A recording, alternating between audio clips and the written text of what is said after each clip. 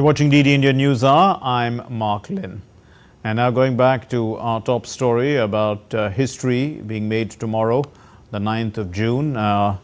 Professor Harshvardhan Pant, the Vice President of the Observer Research Foundation, is joining us to put into context the invitations given out to leaders in our neighborhood for Prime Minister's swearing-in ceremony, which will be a historic ceremony because it is the second time after 62 years that an Indian Prime Minister takes oath for a third consecutive term. Professor Pant, just put that into context for us. The first term of Prime Minister Modi had the SAARC leaders, the second term had the BIMSTEC leaders, and now we have more or less leaders from the Indian Ocean region and also from our neighborhood.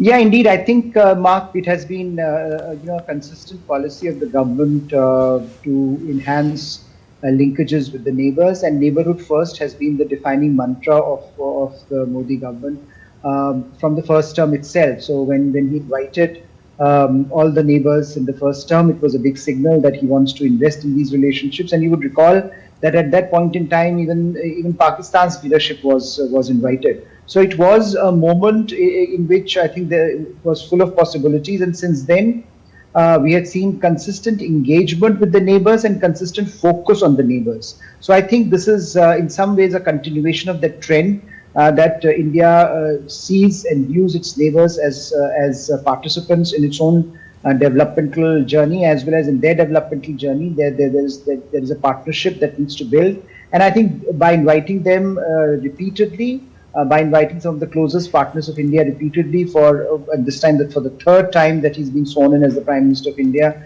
the signal is almost unambiguous that this will continue to be his priority and his government's priority even in the third term.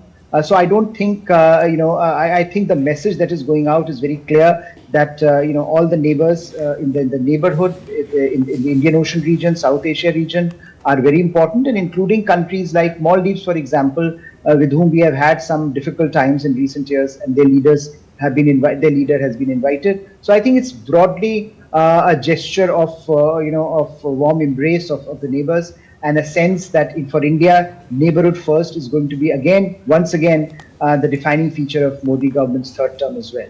Indeed. So of the leaders who have been invited, two have already come today. One is the Bangladesh Prime Minister, and then the other is the Vice President of Seychelles. The importance of the relationship with Bangladesh, I mean, it's really grown significantly, isn't it, over the last 10 years and deepened. And there's been many outcomes, and the very presence of Sheikh Hasina a day before the swearing-in ceremony. Most of the other leaders are only coming in tomorrow. It sends out a signal about how important this relationship is, isn't it? Yes, I think indeed, if there is one relationship in the neighborhood which has really flourished and where Prime Minister Modi and Sheikh Hasina, both the leaders in Delhi and Dhaka, have invested in, I think India-Bangladesh relations really stand out. And they stand out also because, before Mr. Modi and before Sheikh Hasina, there was a sense of despondency about this relationship. But today, if you look, there is a sense of optimism, and both leaders are personally invested in this relationship. They share a very, very warm relationship, and I think that has made all the difference in terms of resolving the challenges, resolving some of the irritants that are there in the relationship. Of course, there are several irritants that remain, but I think what we are going to see is again Bangladesh continuing to be a very, very important part of India's foreign policy, and India continuing to invest in Bangladesh, and therefore Sheikh Hasina, who has come a day before and who will be here, I think for one or two more days, wants to explore this possibility of reaching out to all the stakeholders, as well as crafting a new sense, because she has also got a renewed verdict in Bangladesh, and here Prime Minister Modi has got a new verdict, a new mandate, and I think both the leaders would now want to see the next 5 years being invested and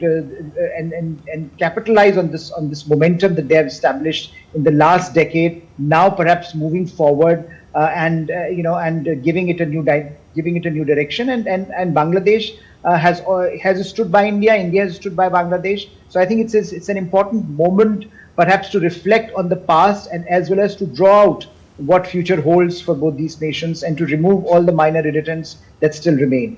Put into context for us, Professor Pant, also the importance of the relationship with Nepal and Bhutan, the Himalayan states neighboring India. The importance in terms of, these are historical relationships which have gone on for centuries, but also there are significant, affinities that these countries have with India in terms of culture, in terms of the economic possibilities, and and also about the very fact that they are culturally very much entrenched with India.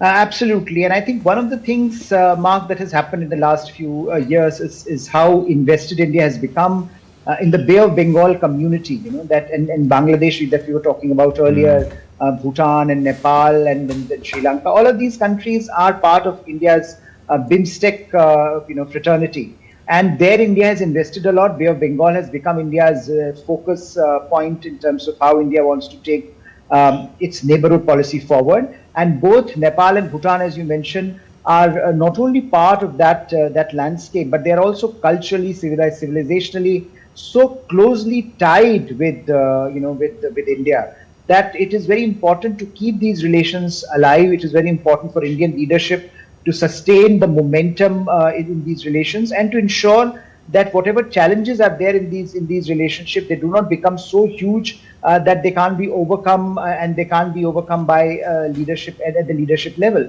So what I think with Bhutan and Nepal we have seen, for example, this idea of people-to-people relationship that needs to be explored further, the cultural and civilizational links that need to be enhanced. And I think what Prime Minister Modi and his government has done in the last decade is to look at these relationships through the lens of our civilizational cultural heritage as well. So there has been a lot of investment there in shaping our legacy, cultural legacies, in investing in those legacies, and also building a more forward-looking relationship with these nations that can respond to the challenges of the 21st century, because that is very important, that we are not stuck in history. We are also looking forward, and I think that is where we see both these nations, both leadership countries engage with India, and therefore I think the visits will again offer an opportunity to craft a roadmap for the next 5 years. And maritime relations will come to the fore when we talk about the other countries that are going to be present. There is, of course, you did mention Sri Lanka, Maldives, Seychelles, Mauritius. How do you view the importance of the maritime domain and the fact that India is a net security provider as well in the Indian Ocean region? Indeed, and I think the fact that now you have the Bay of Bengal and Indian Ocean region becoming so critical for India's maritime future, and these countries are neighbors in the Indian Ocean region. India has the security and growth for all, the Sagar vision that India had announced, that continues to guide Indian response, Indian foreign policy outreach to most of these countries, and these nations remain very alert to the possibility that Indian Ocean, where India's presence is so huge, where India is such a critical player, that does not get lost as other powers enter, as other powers try to shape the strategic balance of power in the region. So I think for Seychelles or Mauritius or Maldives or Sri Lanka, we have seen, despite ups and downs, we have seen how that engagement has continued. And this again it will be a reminder for the region, for the world, that look, for India, Indian Ocean region is the most important maritime theater. And there India's relationships, once again, while they are of historical vintage, while they are of while there is a cultural element to these relationships, the future dimension, the forward-looking dimension of these relationships is becoming more and more critical. And as I said, even a country like Maldives, for example, where we have had ups and downs in recent years, we have seen India's consistent outreach. The recent visit of the Maldivian foreign minister to India underscored that commitment from Maldives as well, that now that domestic politics for some time is out of the way in Maldives, perhaps it's a time to reset, and India has done well by inviting Maldives leader to India, because it will allow the possibility of a more productive dialogue between the top leaderships in both countries, and perhaps iron out some of the differences that still remain. But broadly, Indian Ocean and India's vision for the Indian Ocean, security and growth for all, will continue to drive as India becomes a participant in the developmental and security journeys that many of these nations undertake. Professor Harshvardhan Pant, Vice President of ORF, thank you very much.